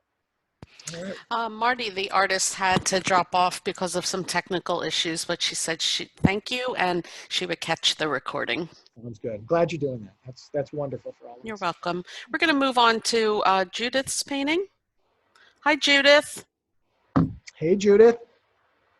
Well, shades of Picasso here I see again. So, so we've got, a kind of a very interesting challenge that she set for herself, abstracting the form and, keeping the palette very, very almost monochromatic, but we do shift from a redder, almost crimson red to an orange.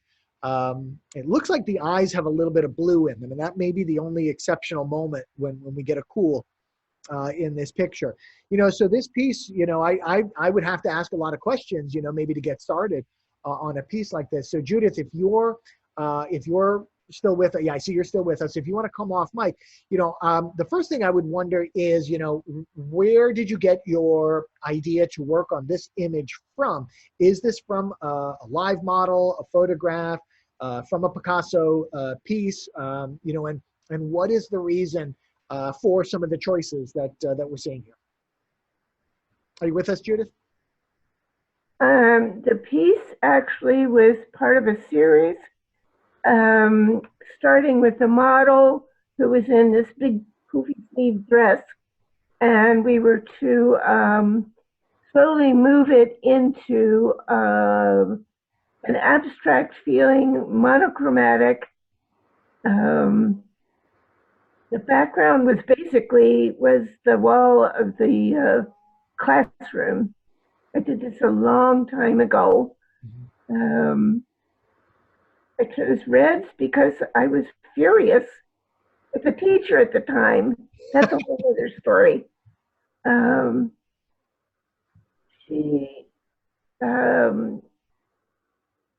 more serene look I was getting originally from her face, because she was someone I knew and I liked, and she was serene, but my anger at what was going on during the time I was creating it, I think seeped through. It's hard to tell in this picture. Unfortunately, the reds are a lot more muted than they are in real life. The colors are actually a lot more intense.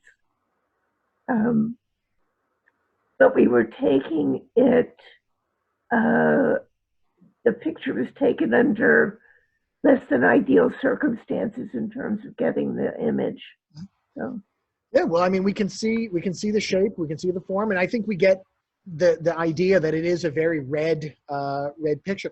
So I love hearing all that backstory. It is just kind of you in the moment responding to the directives that are coming from outside of you. Go more abstractly, work monochromatically, and that the emotions come through in the choice of red. Now, it's a funny thing because you may have intended that to be an angry picture, but when we combine her expression, the figure's expression, which is very peaceful and very calm, and those big, doughy, kind of doleful eyes, a slight tilt of the head,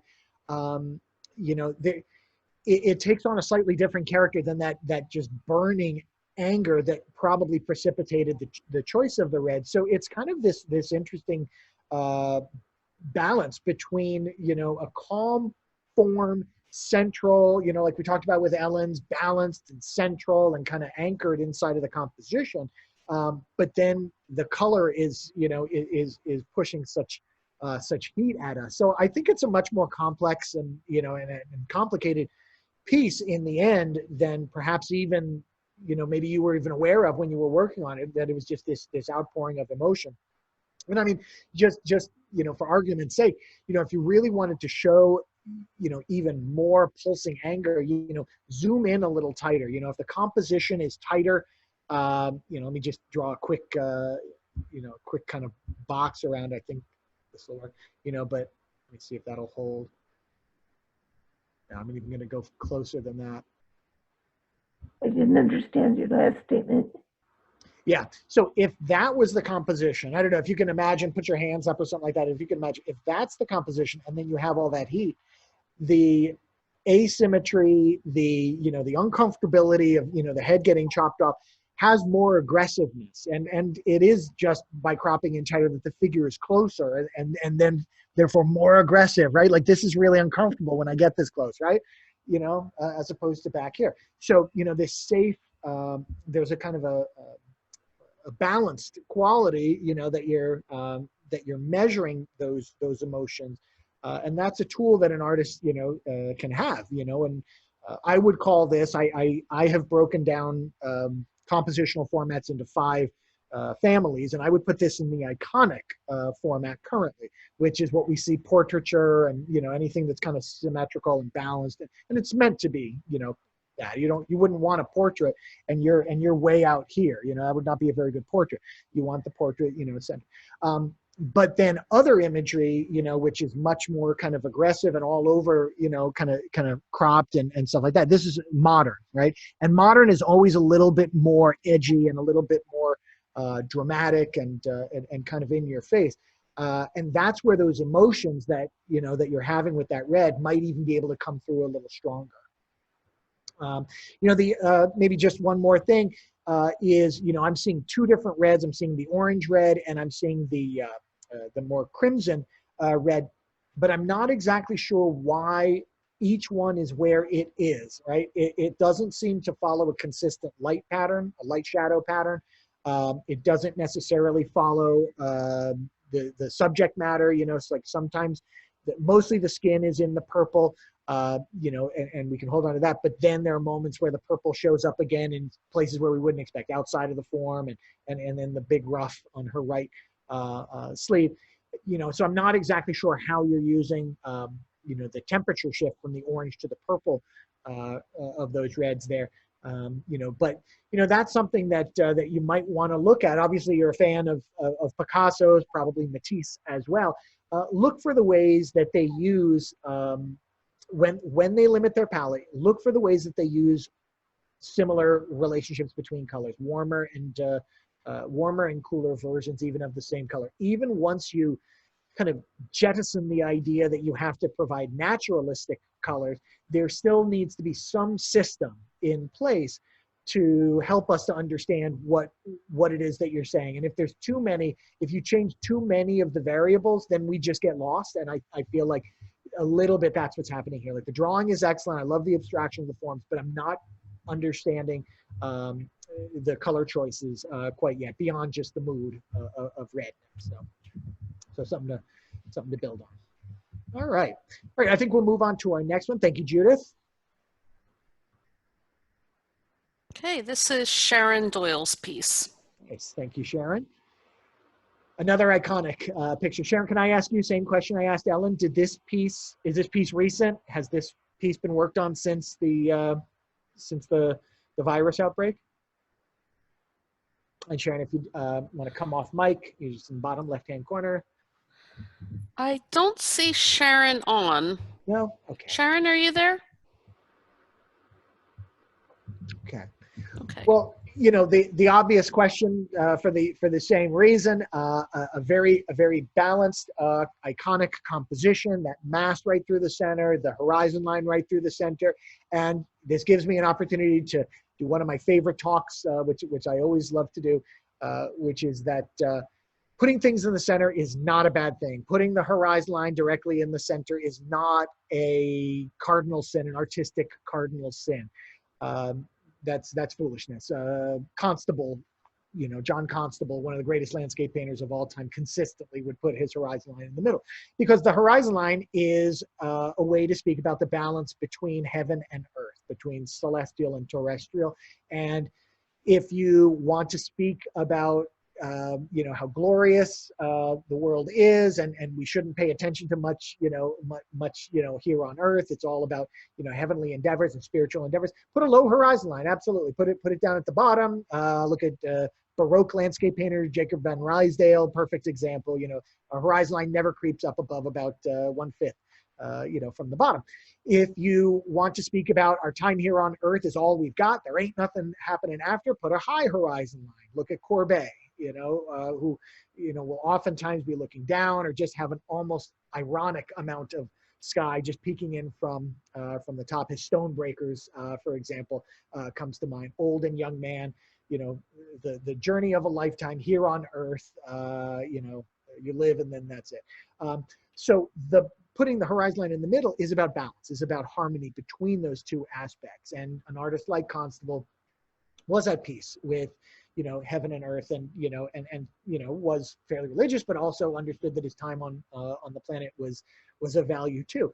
And it's a stabilizer. It's a, you know, it's something that speaks about harmony and joy and peacefulness and serenity. And again, we need that at times in our lives. Sometimes we always need that. You know, some people are just hardwired to want that and to need that. Sometimes even people who are risk takers need that, you know, at points in their lives. And again, this is a time when everybody's life on the entire planet has been changed in some way. And this is a phenomenal thing that, you know, if we look at it as artists, that it is an unprecedented event, an opportunity for us to internalize and think our way through the problem and come out with a language for conveying our thoughts. And when we do this, we can arrive at certainly an understanding of acceptance of what's happening, but even better, we can understand what's unique and amazing about this time. So many of us are spending more time with our family members than we ever have. It's a negative in some ways, but it's a positive in so many great ways. You know, some of you guys know I have children, 9, 7, and 4. They're always going to remember this point in their lives, this however many months it is, when they didn't go to school and didn't see their friends, but they went on walks every day with mom and dad, where they, you know, got to do projects around the house and learn things, and there was so much love and care. And you know, that we have these changes occurring in our lives constantly, not always to this level, but we want to be sensitive to the reason that art exists, and that is to convey our existence in visual terms, in something other than a linear and temporal way like a movie or a story might, but in this kind of all over, all at once, you know, kind of visual experience that then we can go back over for seconds, minutes, hours, or years and get new things from the piece. So when we need peace and calm, that's when we might go back to this piece. So anyway, that took me on a nice little little journey. You know, in terms of this particular piece, I would love to see just a little more sharpness to some of the water ripples in the plane where the boat sits. So right now we have a solid boat, obviously a very sharp and solidly rendered boat, and we have a sharply and solidly rendered reflection of the hull of the boat. It starts to wiggle a little bit as the reflection of the mast moves down, but we would want to see some extra ripples that, you know, kind of match the level of rippling that we're seeing here. We would want to see that level of rippling happening in this plane here. So when we shift from the green to the blue, from the pink to the you know, to the cream, you know, that we would get some ripples here that would kind of match this level of rippling that she's already got kind of happening through there. That would make it so that the boat and its reflection didn't feel like they were just floating in front of the water, but that it felt like it was firmly rooted in the water. And again, your focal zone, if you're willing to go a little softer with that pier in the background, then your focal zone could be, you know, kind of from here to here, a much tighter focal zone. So you get to, you know, keep things sharp in there. You can see down here, we're starting to wiggle out a little bit. We even start to wiggle around here. So maybe that focal zone does cut up a little higher. But that would require us getting a little softer back here. If that pier is still in focus, then you just have much too wide of an aperture to play some of those soft effect games. So you want to pick, you know, where do we want our focus? We want it everywhere, then you got a lot more ripples to put in. If you only want it in a narrow band around the boat, then we're just going to soften the pier in the background and add a few more ripples in that middle space. Sounds good? Would you believe she just started painting about 3 months ago? Wow, that's amazing. And she got another piece juried into the Laurel Art Guild. So I can't wait to see what Sharon creates going forward. Very good. All right, and we'll move on to Carol and Avery. We have 3 more pieces. All right. Thanks. Here is Thanks for having Carolyn's. me. And I just want to say thank you. I can be a little long-winded. Hopefully it's of value. You? Yeah. No. Me? Yeah. No. Yeah, well, thanks for hanging in there, everyone. We have just these 3 more pieces, and then we'll wrap up and get you back to your day. Thank you, Glenn. Thank you. All right. So Carolyn, this is a beautiful piece. I really love the bands that, you know, kind of take us up through the composition. So this is, you know, kind of something like a Diebenkorn, where you get that reminder that we're looking at kind of the flatness of the canvas, and then you're also trying to play with the illusionism through the textures. You know, you have a very easy style. You know, your marksmanship is always so confident. And I really think that is looking gorgeous in the golden marsh and this tree line right here. I really like the way that your brush is being used here, or maybe it's even a knife. I definitely see some knife work down below, but I know you favor flats, and you know, so that may be creating some of the textures that we're seeing in here. But they're just gorgeous. You know, mark making in through there. But of course, you know, if I'm talking how much I love those 2 areas, what am I, you know, here's the other shoe. I don't feel like the water has that same, you know, kind of beauty and elegance in its mark making. And I'm not sure why, because all it would take would be taking that same flat brush or that knife and just slicing it across horizontally, really running jagged up into the shoreline. You know, so when we get this kind of like soft edge here, or we get, you know, this kind of petering out of the brush stroke, you know, I'm just not as intrigued by that as I am with these more, you know, kind of heroic, confident brush strokes that we're seeing in the other area. And I think that's the thing that, you know, you have to know about yourself as an artist. You know, like, who are you as a painter? You know, some artists are, you know, hyper realist, and they're getting in there with, you know, the tiny details. Some people are very brushy, scrubby, scrapey, you know, painters, and they can do that through the whole thing. You know, so who are we as a painter? Carolyn, you are a painter with these confident, you know, geometric pieces of paint. There's a real integrity to every brushstroke. And so that's what you want. That's your stock and trade. And you don't want to have mushy, soft areas. You don't want to have areas that feel uncertain or unsure of themselves, like the thin scrubbiness that you were getting in the water. Or, you know, the other side is actually trying to, excuse me, the water was rough. There was a lot of wind. And so it was the painting of 2 halves. You have this calm, surreal up top, and then this very disturbed water down below. That's what I was trying to accomplish. Gotcha. So I think, personally, I don't think that's coming through. I don't feel like the water that I'm looking at there, it feels angry and distressed and disturbed. I think it would if you started chopping in that paint. Now, is this acrylics or oils? Acrylic. Acrylic, even better, you know. So what I would do is I would put on, you know, these really long slashy marks, blue, alternating, you know, the blues, the whites, the purples that you're seeing in there, and just let them start to build on top of one another until you have a real, you know, kind of thick density of these long marks. You know, the other thing you might find, obviously I know you're comfortable using a palette knife.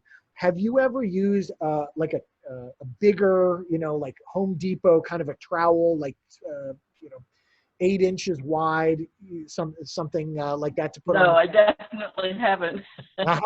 I think that would be great for you. I think that would be great for this piece. And another would be like a brayer, printmaking tool or roller.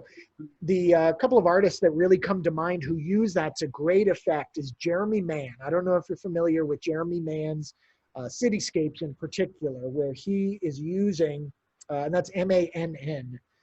Okay. Where he's using you know, these very abstract poles of paint, but they're still realistic. You can still read cars and people and umbrellas and you know, and windows and buildings and such like that. So Google him, Jeremy Mann Cityscapes, a quick search, and just really educate yourself on how the hell is he making those marks and how is he getting that to transform to be both beautiful abstract marks of paint and also these illusions of oftentimes water or rippling, kind of light and shadow and metal and glass and all those things. So I'd love to see you do a little work on that. And then, the other area that I was going to talk about is at the bottom are these green blobs that are down here. They're not adding up yet for me, so I don't know if the piece is still in process, but if you're willing to go back into it, I'm not sure what those are yet. If they are tufts of grass, I think we would want to see some shadowing under there. You've already shown us, back in areas like this that you can deftly control value and mark direction. We have a sharp start at the bottom and then a feathered end as the brush stroke gets pulled up. So I'd want to see at least that level of detail, down in the bottom, but possibly even more, where because that's so much closer, if there are individual fronds, you might start painting positive and negative, kind of shapes on top and behind to create more of like, oh, this is dune grass that kind of goes like this, and this one's going that way, and that, there's more particulars, kind of happening down through there. Okay. Looking Thank good, you. Carol. Nice piece. Very good. All right. We move on to our next one. Did it again. This is Jan Rowland's piece. Hi, Jan. How are you hanging in there with us?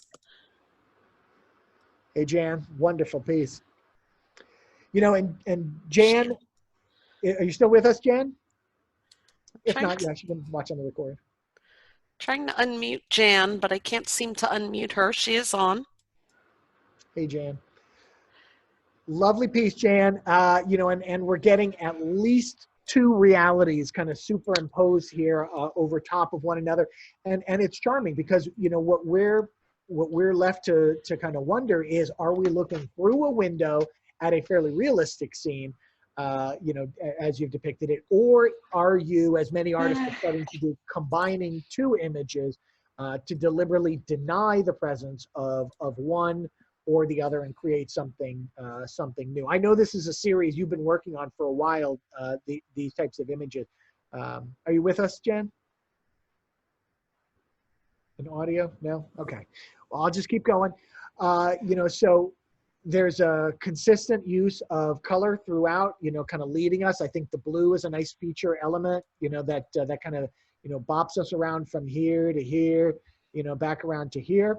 I think the white, another one that kind of moves us in the opposite direction. So I think, compositionally it's laid out, very interesting to allow us to move throughout the space in terms of its flat, conception.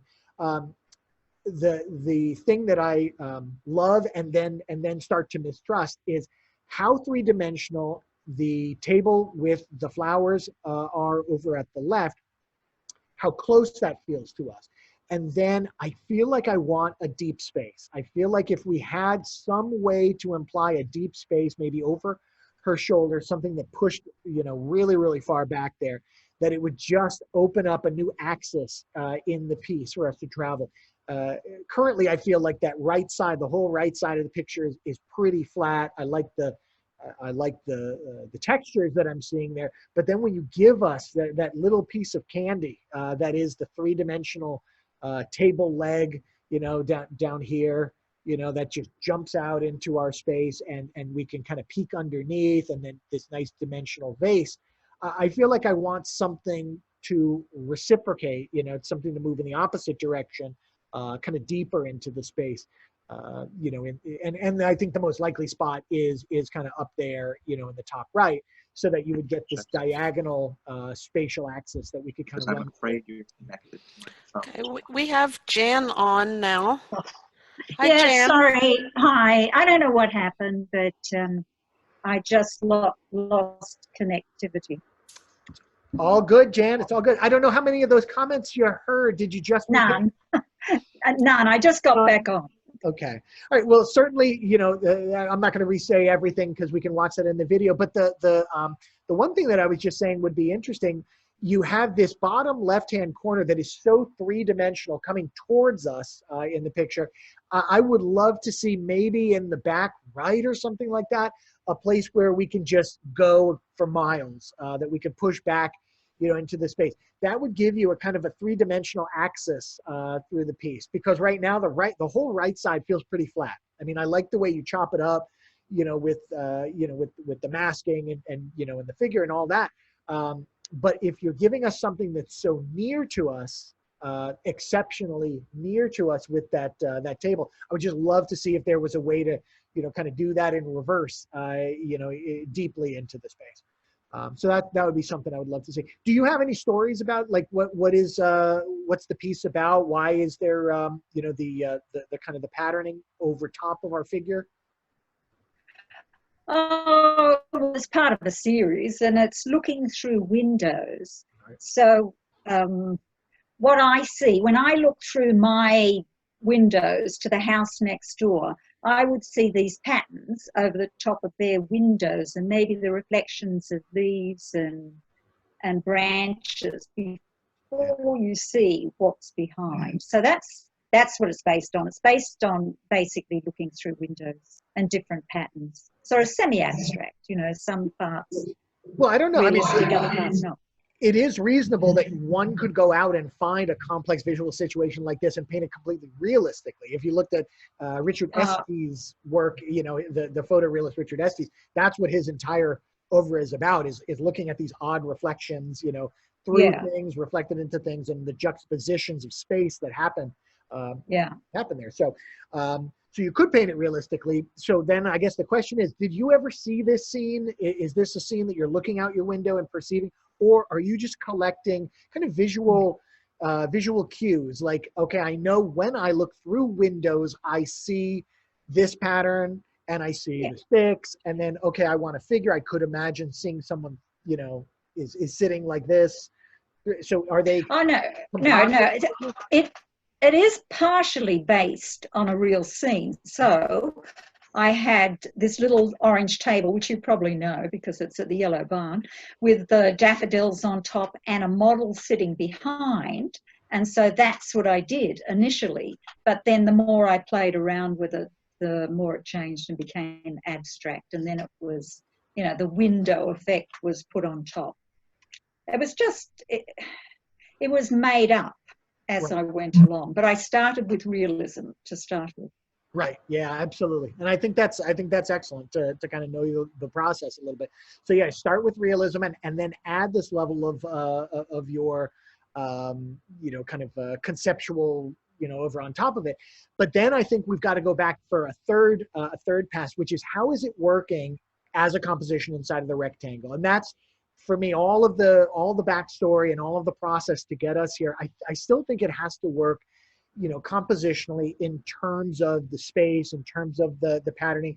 When you go back and watch the video, you know, I thought it was well composed with the blues creating a reverse C shape and the whites. I think it's very balanced in that way. The one area that I do, I'll just close here, the one extra thing that I think you would want to bring into it is a greater sense of depth that goes, you know, not just from a kind of a certain level of flatness forward, but also a certain level of flatness backwards, and to unlock that, you know, that kind of deep space. And I know these are into, you know, that these are going into people's homes and there's going to be a wall that you hit, but they can fly the other direction in the reflection. So the window reflection could go on to eternity, could go to a sunburst, you know, or, you know, a cloud, or, you know, just something that could add extra, you know, extra depth for us. That would be interesting, I would think.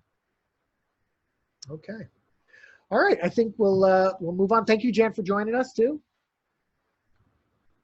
Okay, this piece is by Robert. He's a fairly new member of MAA. Robert, are you on the line? Hey, Robert. Do we have a Robert? Nope. Nope. Okay.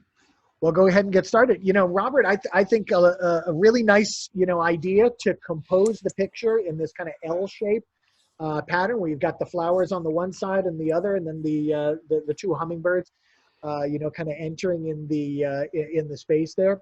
You know, I think probably the thing that could enhance this picture the most right out of the gate is lowering the saturation of the background green.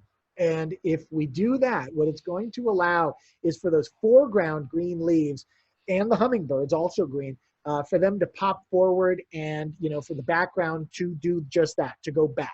And, you know, so how do we lower the saturation of a green? I don't know if you were tuned in earlier into the stream, but, you know, we would want to add in the complementary color. So the complement of green is red, the complement of yellow is purple. So where the green stays true green, you would on your palette mix green with red, and not equal parts, because that'll give you a total gray. I don't think we want to go that far, but just a little bit. It depends on the tinting strength of the color. So green, if you're using a phthalo green or a mixed color that has phthalo green in it, that's going to be a pretty high tinting strength.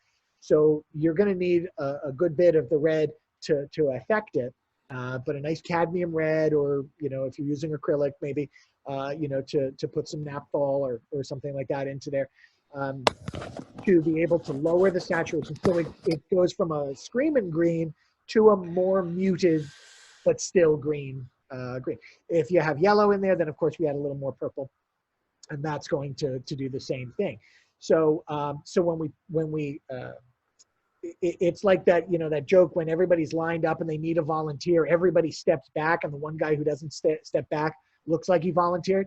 The same thing will happen here, that you won't do anything to the foreground elements, but just by changing the background element, the background will move back and it'll look like everything just came forward.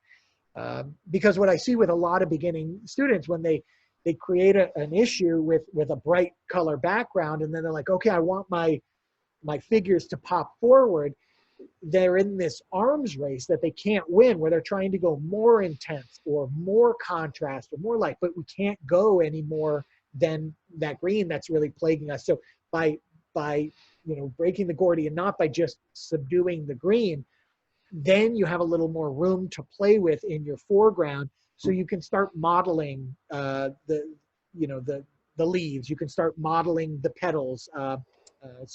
And let me give you another thing, which would be that rarely in a painting do we want to use pure white.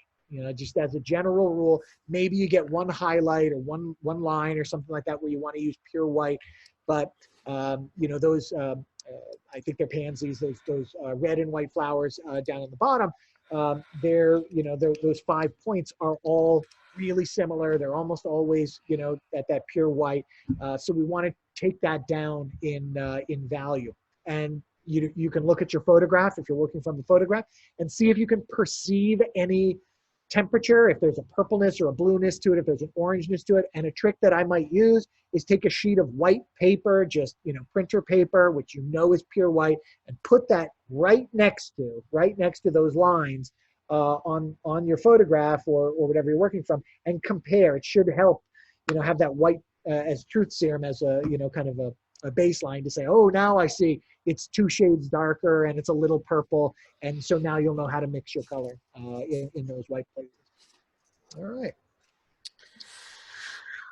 Wow. Anyone else? Any other questions, comments, concerns, grievances? No, save those. Well, Glenn, it was wonderful of you to take all this time with us. Wow, thank you. I just wanted to find out what's the status of the school if folks are interested in any classes with you. Yeah, thank you, Alyssa. And thank you for having me. And, you know, so happy to be the guinea pig for this. I hope it went well. I think it did. I enjoyed the give and take. I love this chat and people being able to come on mic. So, guys, I hope this was of value to you. Yeah, the Compass Atelier is, you know, as you know, we are physically closed. We are not here. I'm actually not at the Compass Atelier right now. This is a green screen. So, but what we are going to be doing is launching virtual classes on Fridays starting April 10th. So our original in-class spring session was supposed to begin tomorrow. But what I've been able to do is, you know, with Alyssa's help and the folks at Zoom, become a kind of a Zoom wizard in training. And so we are going to be launching virtual classes starting on Friday. We're going to have limited spots. We're going to do 2 classes, our same 2 time slots, 10 a.m. to 1 and 1:30 to 4:30 on Fridays. Same 8-week class that we'll be working with, and and that's open for enrollment right now on the Compass Atelier's website. So hope to take advantage of Zoom to be able to do that. And of course, Master Artist Program, our big 3-year class is starting up on the 13th. We are not losing any days.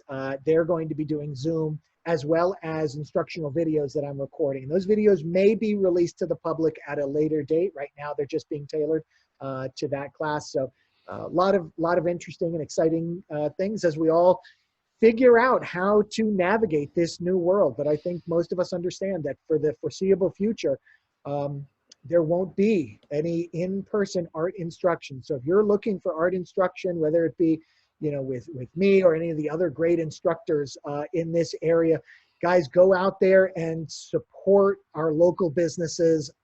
They need you right now, or there won't be local businesses. I know I've been eating at as many takeout restaurants as I can lately, and I think the arts and artists, teachers and stuff like that, if you value community and having this in our area, and it's so wonderful that we do, go out and support them, not just Compass Atelier, but all of them.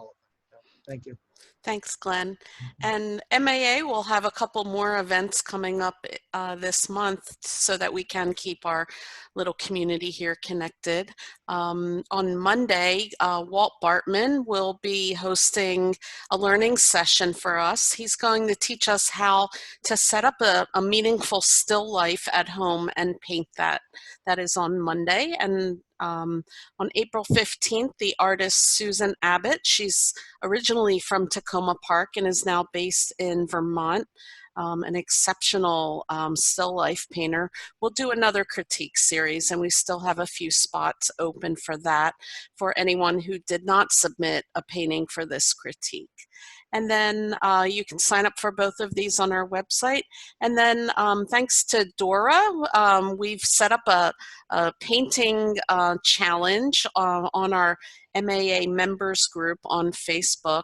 Dora posted a photo, and we're all going to make art of the same photo and then post the results next week, see how everyone interprets one subject in different ways. So on behalf of MAA, I'd like to thank everyone for joining us, and I hope you have a nice afternoon. Bye-bye. Thank you. Bye. Thank you.